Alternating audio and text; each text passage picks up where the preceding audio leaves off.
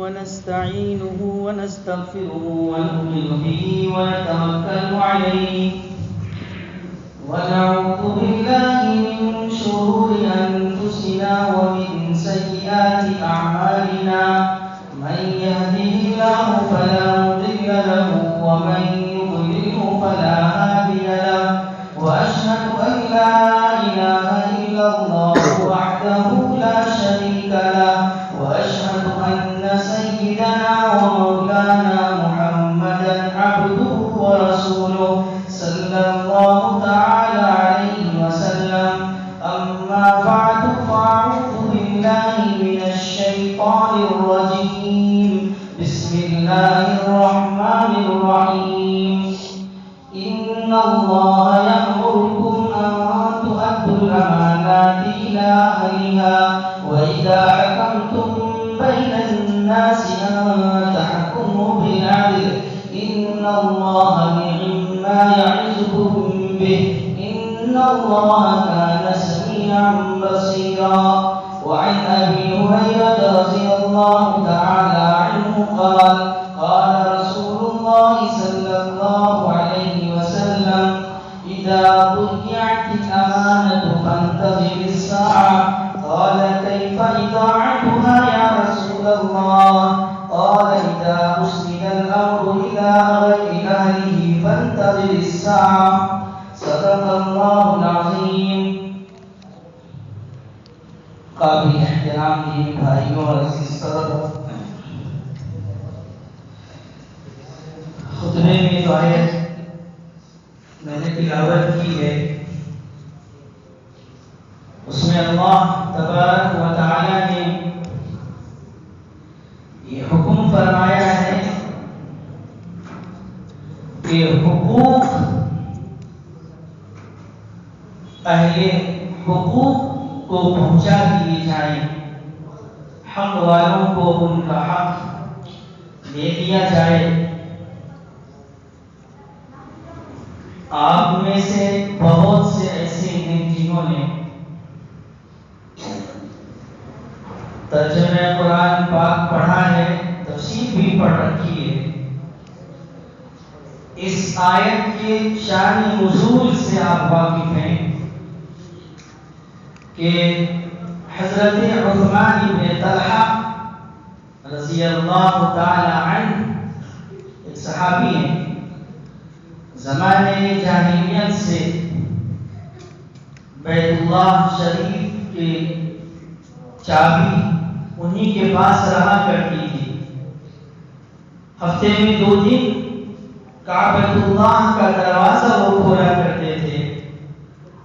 اور لوگ اندر جا کر نماز پڑھا کرتے تھے. یہ سعادت اور یہ نیک بختی ان کو حاصل تھی. جناب رسول اللہ صلی اللہ علیہ وسلم فتح مکہ سے پہلے ایک مرتبہ تشریف لائے اور ان سے بیت اللہ کا دروازہ کھولنے کو کہا تو انہوں نے انکار کر دیا. اس موقع پر جناب رسول اللہ صلی اللہ علیہ وسلم نے فرمایا کہ ایک وقت آئے گا، ایک دن وہ آئے گا جس میں یہ چابی تم میرے حوالے کرو گے. اور پھر فتح مکہ کے موقع پر وہ وقت آ گیا کہ جناب رسول اللہ صلی اللہ علیہ وسلم جب فاتحانہ وہاں داخل ہوئے تو ان سے چابی کا مطالبہ کیا. مفسرین نے لکھا ہے کہ یہ چابی لے کر بیت اللہ کی چھت پر چڑھ گئے، دینا نہیں چاہتے تھے. بڑی سعادت کی بات تھی. حضرت علی رضی اللہ تعالی عنہ نے ان کے ہاتھ سے چابی چھین کر حضور صلی اللہ علیہ وسلم کے ہاتھ میں دے دی. وہ جانے لگے. اس موقع پر حضور علیہ السلام نے انہیں واپس بلایا اور بلانے کے بعد یہ چابی ان کے حوالے کر دی. حضرت عمر رضی اللہ تعالی عنہ فرماتے ہیں کہ یہ آیت میں نے حضور علیہ السلام سے اس سے پہلے میں نے نہیں سنی تھی، اور یہی آیت آپ تلاوت فرما رہے تھے اس موقع سے۔ چابی دینے کے وقت میں جناب رسول اللہ صلی اللہ علیہ وسلم یہی آیت پڑھ رہے تھے، ان اللہ یأمرکم ان تؤدوا الامانات الی اہلها، جس سے پتہ یہ چلتا ہے کہ جب ان کے ہاتھ سے چابی لے لی گئی اور وہ ٹوٹے دل کے ساتھ جا رہے تھے واپس، کہ اتنی بڑی سعادت جس سے اب تک میں بہرور تھا، یہ چیز اب تک مجھے حاصل تھی، زمانے جاہلیت سے ان کے پشتوں میں چیز چلی آ رہی تھی، آج وہ چیز میں حاصل چلی گئی، کیونکہ بیت اللہ شریف کی کسی بھی طرح کی خدمت یہ کوئی معمولی درجے کی چیز نہیں تھی۔ بہرحال یہ آیت اس وقت نازل ہوئی اور حضور علیہ السلام نے انہیں بلا کر چابی کے حوالے کر دی اور فرمایا کہ یہ چابی ہمیشہ آج کے بعد سے تمہارے ہی خاندان میں رہے گی۔ پھر وہ لے کر جانے لگے، حضور علیہ السلام نے بلایا اور کہا کہ اچھا یہ بتاؤ، یاد ہے میں نے ایک دن کہا تھا کہ ایک وقت آئے گا کہ چابی میرے پاس ہوگی تو مجھے دے دو؟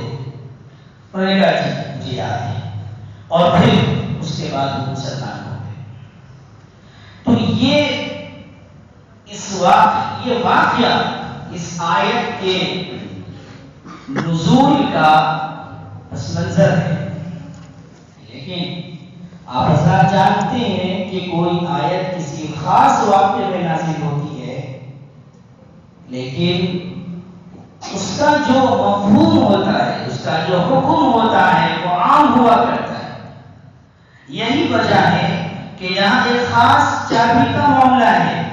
لیکن اللہ تبارک و تعالیٰ نے جو لفظ استعمال کیا ہے وہ کیا ہے امانات کا، جمع کا لفظ، امانہ نہیں کہا بلکہ امانات، حقوق، امانتیں اہل استحقاق کو دے دی جائیں، اس کے حوالے اگر چیز نہیں کی جاتی ہے تو گویا یہ امانت میں خیانت ہے۔ امانت کی ادائیگی، اہل حق تک حق کو پہنچانا، اس کی ہماری دین میں اور ہماری شریعت میں بڑی تاکید آئی ہے۔ لا دین لمن لا امانت لہ، جناب رسول اللہ صلی اللہ علیہ وسلم کا ارشاد۔ مشہور مفسر اور فقیہ حضرت مولانا مفتی شفیع عثمانی صاحب رحمہ اللہ تعالی یہاں فرماتے ہیں کہ امانت کے مفہوم میں بڑی وسعت ہے۔ ہمارے آپ کے ذہن میں جو امانت کا ایک مفہوم ہے، اس کی ادائیگی کا جو ایک محدود تصور ہے، وہ ایک حصہ تو ہو سکتا ہے لیکن وہ پورا مفہوم نہیں ہو سکتا، اور نہ ہے ہمارے آپ کے ذہنوں میں امانت، اہل امانت کو دے دینے کا مفہوم اور مطلب یہ نکلتا ہے کہ اگر ہمارے پاس کسی نے پیسے رکھ دیے تھے، کسی نے سونا چاندی رکھ دیا تھا، کوئی اور چیز ہمارے پاس کچھ وقت کے لیے رکھ دی تھی،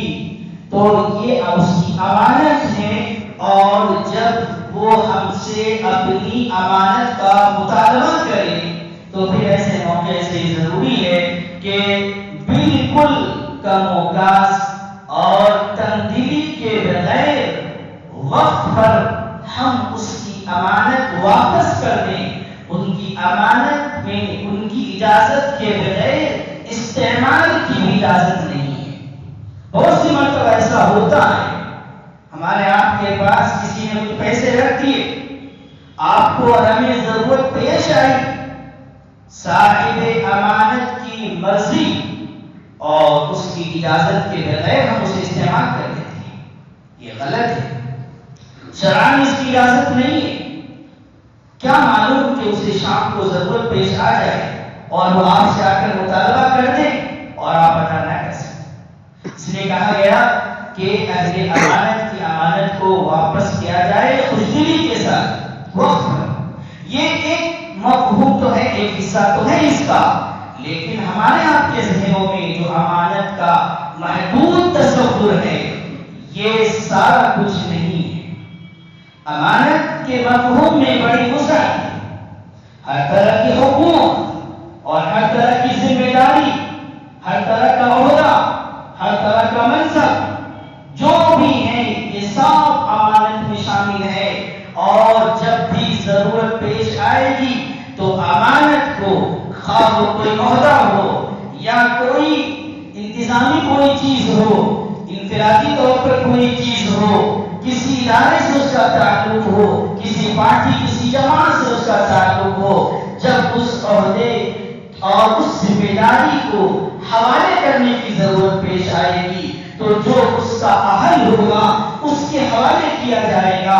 اور اگر یہ ذمہ داری اور یہ امانت اہل کو سپرد نہ کی جائے تو وہ لوگ جن کے ہاتھوں میں اقتدار ہے، جنہیں اللہ تبارک و تعالیٰ نے اس بات کی صلاحیت دی ہے، جنہیں اختیار دیا ہے، جن کے ہاتھ میں اہل امانت تک اس کی امانت کو پہنچانے کا اختیار ہے، وہ اگر صحیح طور پر اس اختیار کو استعمال نہیں کرتے ہیں، صاحب حق تک اس کے حق کو نہیں پہنچاتے ہیں، جو امانت کا متحمل ہو سکتا ہے اس کے حوالے اگر امانت نہیں کی جاتی ہے، وہ سب کے سب خائن ہوں گے، اللہ کی خیانت کرنے والے ہوں گے، اللہ کے رسول کی خیانت کرنے والے ہوں گے، مسلمانوں کی اجتماعیت میں خیانت کرنے والے ہوں گے۔ یہ لازم اور ضروری ہے کہ جو امانت کے بوجھ کو صحیح طور پر اٹھا سکتا ہے، جو امانت کی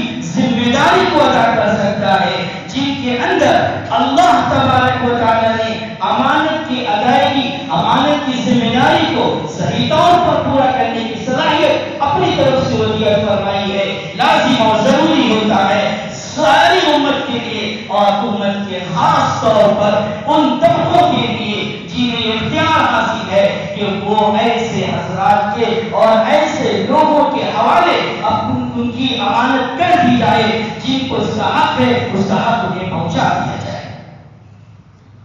جو لوگ عہدے کے طالب ہوتے ہیں، جو لوگ منصب کے خواہشمند ہوتے ہیں،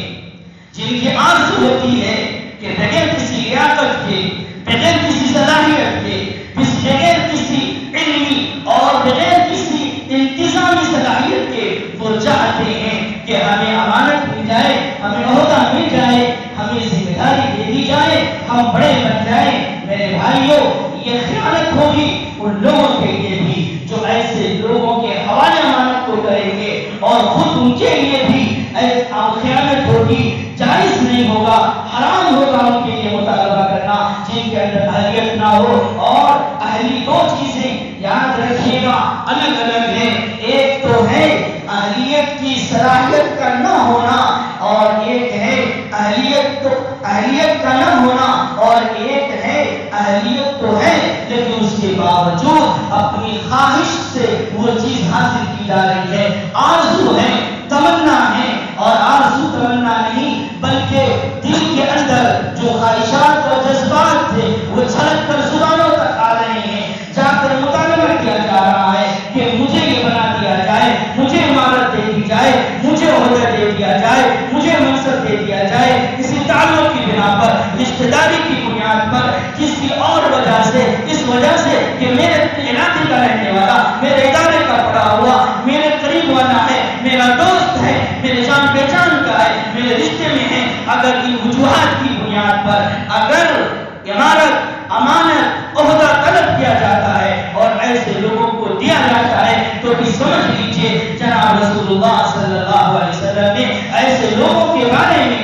کیا فرمایا ہے۔ مسلم شریف کی حدیث ہے جس میں حضرت ابو موسیٰ الاشعری رضی اللہ تعالی عنہ بہت بڑے صحابی ہیں، وہ حضور علیہ السلام کی خدمت میں جاتے ہیں، ان کے ساتھ ان کے دو چچا زاد بھائی بھی ہوتے ہیں، جانے کے بعد وہ دونوں حضرت ابو موسیٰ الاشعری رضی اللہ تعالی عنہ کے جو دونوں چچا زاد بھائی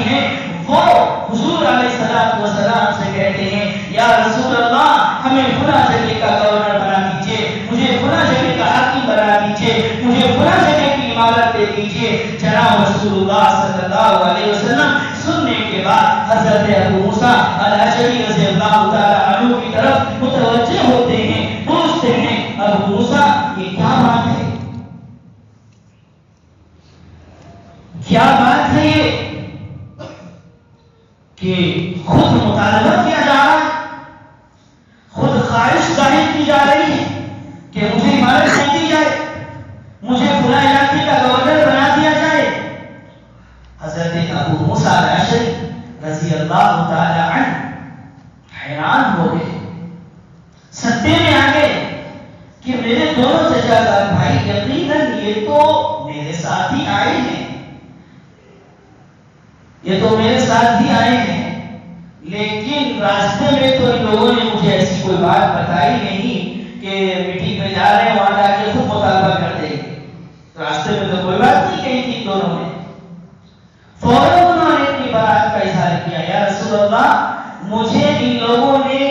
اپنے ارادے سے بالکل آگاہ نہیں کیا ہے، اور ان کے دل میں یہ بات تھی، اس کا بھی مجھے کوئی علم نہیں تھا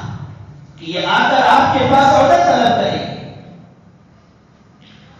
جناب رسول اللہ صلی اللہ علیہ وسلم نے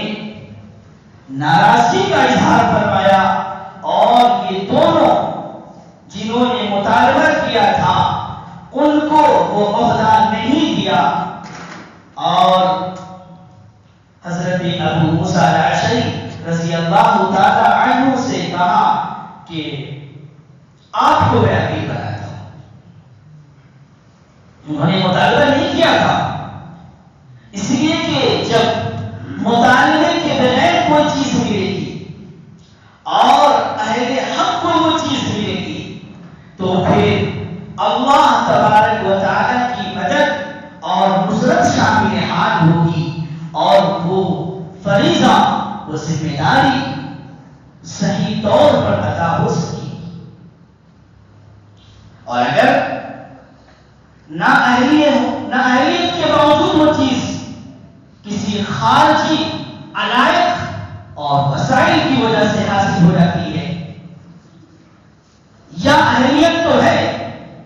لیکن اپنی خواہش سے وہ چیز حاصل کی جا رہی ہے، تو پھر ایسی صورت میں اللہ تبارک و تعالیٰ کی مدد نہیں ہو سکتی ہے، اور پھر وہ شخص اس کی ذات کے حوالے کر دیا جائے گا، اور ظاہر ہے کہ اللہ تبارک و تعالیٰ کی جب مدد اور نصرت نہیں ہوگی تو پھر آدمی صحیح طور پر کام کو انجام نہیں دے سکتا ہے۔ حضرت ابو ذر رضی اللہ تعالی عنہ معروف اور مشہور صحابی ہیں، انہوں نے ایک مرتبہ حضور علیہ الصلوۃ والسلام سے فرمایا، الا تستعملنی یا رسول اللہ، یا رسول اللہ مجھے بھی تو کہیں کا کچھ بنا دیجیے، بہت عہدے تقسیم ہو رہے ہیں، کیا کیا ہو رہا ہے، تو کہیں کا کچھ مجھے بھی تو بنا دیجیے۔ حضور علیہ الصلوۃ والسلام نے فرمایا پیار کے ساتھ، فضرب بیدہ علی منکبہ، کہتے ہیں کہ حضور علیہ الصلوۃ والسلام نے پیار سے میرے کندھے پر ہاتھ رکھا اور کہا، یا ابا ذر، یا ابا ذر انک ضعیف وانها امانہ، آپ کمزور ہو، اور یہ ذمہ داری، یہ عہدہ بڑی اہم چیز ہے، بہت بڑی امانت ہے، اس کو سنبھال لینا، اس کے حق کو ادا کر دینا بہت دشوار کام ہے، اور آپ ضعیف ہو، آپ کمزور ہو، آپ کے اندر اس بات کی صلاحیت نہیں ہے، اسی لیے آپ چھوڑ دیں اس صلاحیت، ترک کر۔ اور فرمایا کہ وَإِنَّهَا يَوْمَ الْقِيَامَةِ خِزْيٌ وَنَدَامَةٌ إِلَّا مَنْ أَخَذَهَا بِحَقِّهَا وَأَدَّى الَّذِي عَلَيْهِ فِيهَا۔ ہاں، یہ ذمہ داری جب اہل کے حوالے کی جائے اور پھر وہ اہل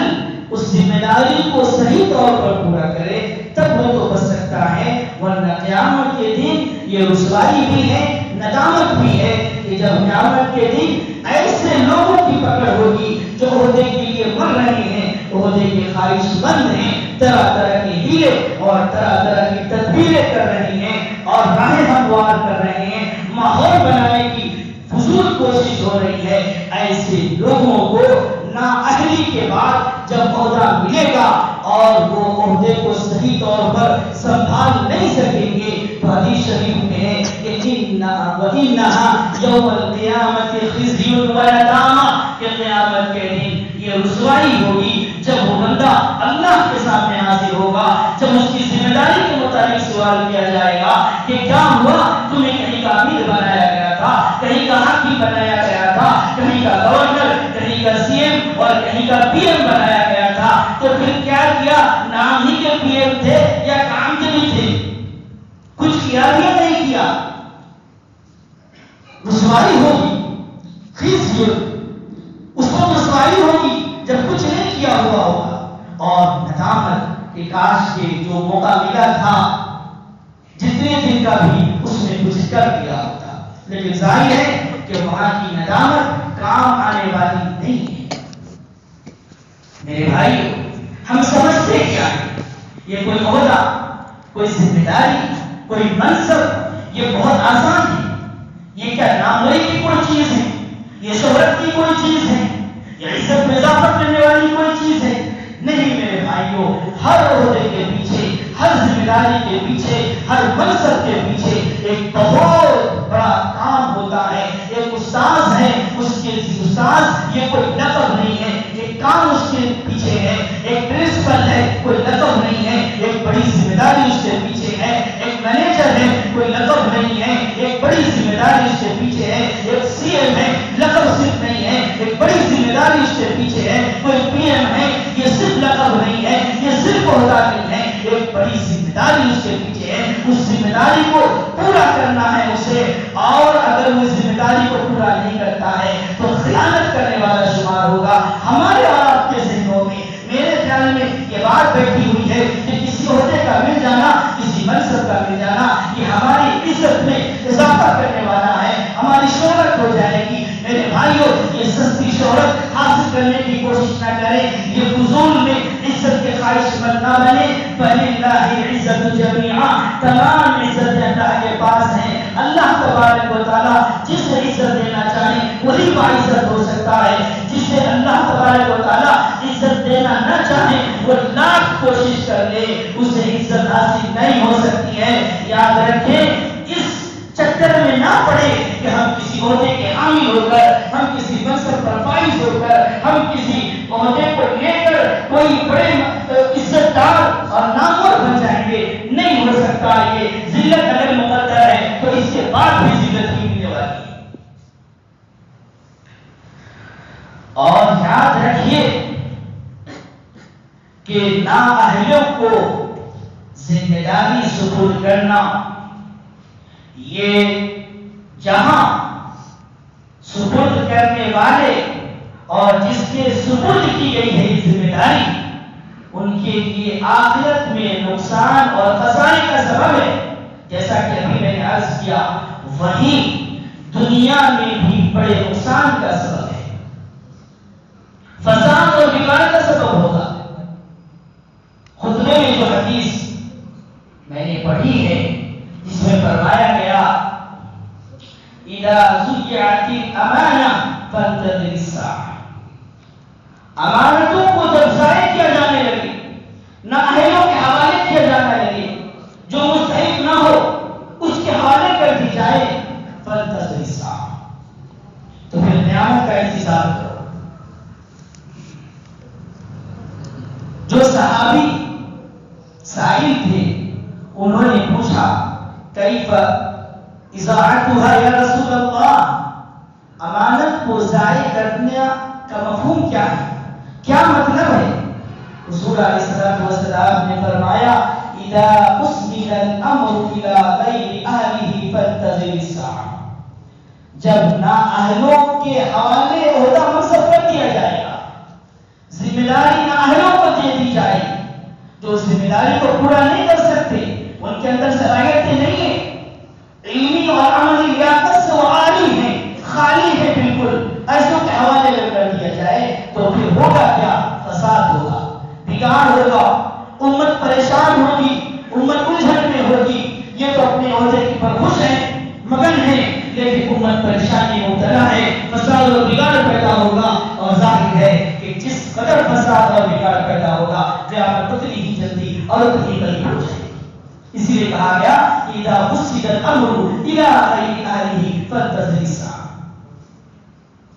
آپ اندازہ کریں کہ یہ کتنی بڑی ذمہ داری ہے، کتنی پرخطر چیز ہے۔ حضرت عمر رضی اللہ تعالی عنہ کو جب زخمی کیا گیا اور آپ کے شہید ہونے کا وقت بالکل قریب تھا، اس موقع پر حضور حضرت سے یہ درخواست کی گئی، استخلف، آپ اپنا نائب وزیر کسی کو بنا دیجیے۔ بظاہر اب آپ کی زندگی ممکن معلوم نہیں ہوتی، ایسا لگتا ہے کہ قریب آپ کی وفات ہو جائے گی۔ اس موقع سے حضرت نے جو فرمایا وہ آپ ذر سے لکھنے کے لائق ہے۔ آپ نے فرمایا تھا اتحمل امرکم حیا و میتا، کیا چاہتے ہو کہ میں زندہ رہتے ہوئے بھی اور موت کے بعد بھی تمہارے اس معاملے کی ذمہ داری میرے سر لیے رہوں؟ ذمہ دار دنیا کے اندر جب تک میں زندہ رہا میں تمہارا امیر بنا رہا، میں تمہارا خلیفہ بنا رہا، یہ تو میں نے سنبھالا ہی، کیا میں کسی کو امیر بنا کر جاؤں اور پھر وہ پتہ نہیں کیسا ہو، صحیح ہو نہ ہو، پھر اچھا کام کرے برا کام کرے، اب میں طے کر کے جاؤں تو میری موت کے بعد بھی میرے اس عمل کی وجہ سے مجھے بھگتنا پڑے گا۔ اس پر فرمایا آپ نے اتحمل امرکم حیا و میتا، کیا میں زندہ رہتے ہوئے بھی اور وفات کے بعد بھی تمہارے معاملے کی ذمہ داری میں اپنے سر لیے رہوں؟ کتنی خطرناک چیز تھی۔ آپ فرماتے ہیں کہ میں نے جو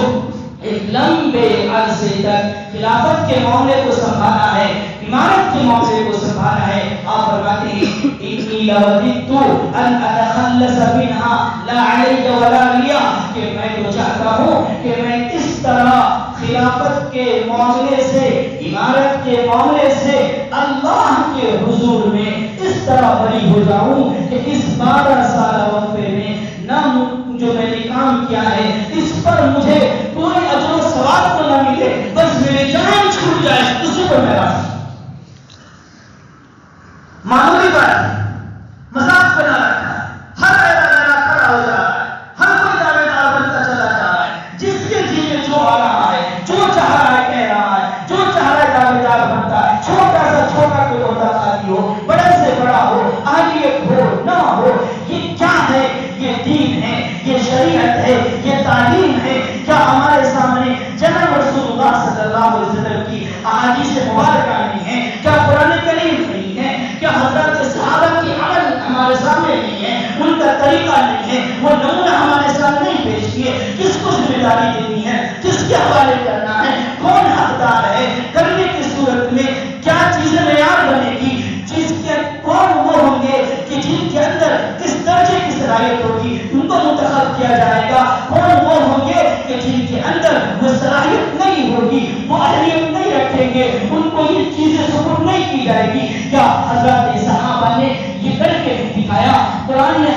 ہمیں یہ طریقہ نہیں بتایا؟ یہ آیت کہاں ہمارے ذہن سے غائب ہو گئی؟ ان اللہ یامرکم ان تؤدوا الامانات الی اہلها، کہ اہل حق کو اس کا حق دے دیا جائے، حوالے کر دیا جائے۔ اگر نہیں کرو گے، نااہلوں کے حوالے کرو گے، اذا فصل الامر الى غیر اہلہ فانتظر الساعہ، نااہلوں کے حوالے کرتے ہو، فساد ہوگا، بگاڑ ہوگا، امت ٹوٹ جائے گی، پریشان ہو جائے گی، اور پھر قیامت کا انتظار کرو۔ میرے بھائیو، حضرت عمر رضی اللہ تعالیٰ عنہ کا یہ طرز عمل میں نے ابھی آپ کو بتایا، کیسے بڑے انسان تھے، کتنے خوبصورت تھے، کیا انہوں نے بتایا۔ اور پھر یاد رکھ لیجئے، اگر کسی کے ذہن میں یہ حدیثیں نہیں تھی، اگر قرآن کریم کی آیت نہیں تھی، اگر حضرت عمر رضی اللہ تعالیٰ عنہ کا یہ مقولہ نہیں تھا، اگر نہیں تھا تو پھر یاد رکھیے، آپ کو میں بتاتا چلوں کہ اگر غلط فہمی ہے، اگر وقتی طور پر کسی جذبات کے شکار ہو گئے ہو، اگر کوئی بات ذہن میں نہیں آ سکی وقت پر، تو یاد رکھیے اب بھی موقع ہے، امت کے اوپر رحم آئیے۔ یہ معمولی درجے کی چیز نہیں ہے، یہ امانت ہے، اہل امانت کے حوالے کرنا پڑے گا، حقدار کو اس کا حق دینا پڑے گا۔ قرآن سامنے لائیے، حدیثیں سامنے لائیے، حضرات صحابہ کے آثار کو سامنے لائیے، فیصلہ لیجیے۔ لیجئے آپ کے سامنے یہ ساری چیزیں موجود ہیں، یہ سب حجت ہیں، یہ سب حجت شرعیہ ہیں۔ آپ کو معلوم ہونا چاہیے کہ حضرت ابو بکر صدیق رضی اللہ تعالی عنہ جب خلیفہ بنے ہیں اس وقت سقیفہ بنو ساعدہ کے اندر انصار مشورہ کر رہے تھے، عمارت کی بات چل رہی تھی، مشورے ہو رہے تھے۔ حضرت ابو بکر صدیق رضی اللہ تعالی عنہ اور چند صحابہ کو معلوم ہوا کہ سقیفہ بنو ساعدہ کے اندر انصار جمع ہیں، وہاں مشورے ہو رہے ہیں، امیر طے کرنے کی بات ہو رہی ہے۔ حضرت ابو بکر صدیق رضی اللہ تعالی عنہ پہنچے اور فرمایا جا کر کہ آپ لوگ کیا کر رہے ہیں، کس بات پر مشورہ ہو رہا ہے؟ اور جب یہ معلوم ہوا کہ انصار یہ چاہ رہے ہیں کہ ایک امیر انصار کا ہو، ایک امیر مہاجرین میں سے ہو، حضرت ابو بکر صدیق رضی اللہ تعالی عنہ نے اس موقع سے فرمایا الائمۃ من قریش، کہاں فیصلہ کرنے بیٹھ گئے ہو؟ یہ اللہ کے نبی علیہ السلام کا ارشاد ہے، آپ نے فرمایا ہے، آپ نے وضاحت کی ہے، الائمۃ من قریش، جو امام ہوں گے، امیر المؤمنین ہوں گے، وہ قریشی ہوں گے۔ آپ کہاں مشورہ کرنے بیٹھ گئے؟ جیسے یہ حدیث ان لوگوں کے سامنے آئی، قربان جائے ان لوگوں پر، کوئی نفسانی خواہشات ان کے سامنے نہیں تھی، کوئی عہدے کی طرف نہیں تھی، کوئی جذباتیت نہیں تھی، فوراً جیسے انہوں نے اس حدیث کو سنا سب کے سب سر تسلیم خم کر دیے، سر جھکا دیے، حضرت کے ہاتھ پر بیٹھ ہو گئے، فرمایا ہاں ہاں ہمیں اس کا پتہ نہیں تھا، اگر حضور نے فرمایا ہے الائمۃ من قریش تو قریش امام ہوں گے، لہٰذا سب جھک گئے۔ میری گزارش ہے ان لوگوں سے، اگر یہ حدیث آپ کے سامنے نہیں ہے، اگر نصوص سامنے نہیں تھی تو آئیے نصوص پہ غور کیجیے، بار بار نصوص دعوت دے رہی ہے ان اللہ یامرکم ان تؤدوا الامانات الی اہلہا، اہل امانت کو ان کا حق دے دیا جائے، ان کے حوالے کر دیا جائے۔ جناب رسول اللہ صلی اللہ علیہ وسلم نے فرمایا من ولی من امر المسلمین شیئا فامر علیہ معدا محابرۃ فعلیہ لعنۃ اللہ، کہ جس کو اختیار دیا گیا مسلمانوں کے معاملے میں کہ مسلمانوں کا کوئی امیر طے کیا جائے، مسلمانوں کا کوئی والی اور حاکم طے کیا جائے، اور اپنے اختیار کا وہ غلط استعمال کرتے ہیں، اپنے اختیار کا وہ صحیح استعمال نہیں کرتے، بلکہ فرمایا فَأَمَّرَ عَلَيْهِمْ أَحْدًا مُحَابَاتًا فَعَلَيْهِ لَعْنَةُ اللَّهِ، دوستی کی بنیاد پر، تعلق کی بنیاد پر طرفداری کرتے ہوئے اگر کسی کو امیر بنا دیا گیا، کسی کو عہدے پر فائز کر دیا گیا تو فَعَلَيْهِ لَعْنَةُ اللَّهِ، ایسے لوگوں پر اللہ کی لعنت ہے۔ لا يقبل الله منه صرفا ولا عدلا حتى يدخله جہنم، اللہ تبارک و تعالیٰ ان کے فرض قبول نہیں کریں گے، ان کے نفل قبول نہیں، جہنم میں تو پہنچنا پڑے گا۔ کوئی معمولی بات ہے، معمولی بات ہے، امت کی بہت بڑی امانت ہے، جن لوگوں کے ہاتھوں میں اختیار ہے، امت مسلمہ کی اجتماعیت کا خیال کریں، حق والوں کو ان کا حق دے دیں، یہی اصل امانت کو امانت والوں کے حوالے کرنا ہے۔ اور اگر ہم ایسا نہیں کرتے ہیں تو یاد رکھیے کہ کئی ایسی حدیثیں ہیں جس میں اس بات کی طرف صاف طور پر فرمایا گیا۔ میں ایک حدیث آخری سنا کر بات ختم کرتا ہوں، وَمَن تَوَلَّى مِنْ أَمْرِ الْمُسْلِمِينَ شَيْئًا فَاسْتَعْمَلَ عَلَيْهِمْ رَجُلًا وَهُوَ يَعْلَمُ أَنَّ فِيهِمْ مَنْ هُوَ أَوْلَى بِذَلِكَ وَأَعْلَمُ مِنْهُ بِكِتَابِ اللَّهِ وَسُنَّةِ رَسُولِهِ فَقَدْ خَانَ اللَّهَ وَرَسُولَهُ وَجَمِيعَ الْمُؤْمِنِينَ، کہ جس نے ایسے کسی کو کوئی عہدہ، کوئی عمارت، کوئی منصب دے دیا کہ اس سے زیادہ اہلیت والا، علم والا، تقوی والا، پرہیزگاری والا موجود تھا، اس کے باوجود بھی اس سے کم درجے کے لوگوں تک یہ ذمہ داری دے دی گئی۔ حدیث شریف میں ہے کہ فقد خان اللہ ورسولہ وجمیع المؤمنین، اللہ کے حق میں خیانت کی ہے، رسول کے حق میں خیانت کی ہے، امت مسلمہ کے حق میں خیانت کی ہے۔ لہذا چھوڑ دیجئے ایسی ویسی چیزوں کو، صاف ذہن ہو جائیے۔ اگر کوئی ایسی ویسی باتیں کسی کے دل میں آتی ہے تو معیار قرآن کو بنائیے، معیار سنت کو بنائیے، معیار حضرات صحابہ کے عمل کو بنائیے، اس کے بعد فیصلہ لیجیے۔ اور ایسے کہنا کہ یہ تو قرآن کہہ رہا ہے کہ جس کے اندر اہلیت ہے اس کو اس کے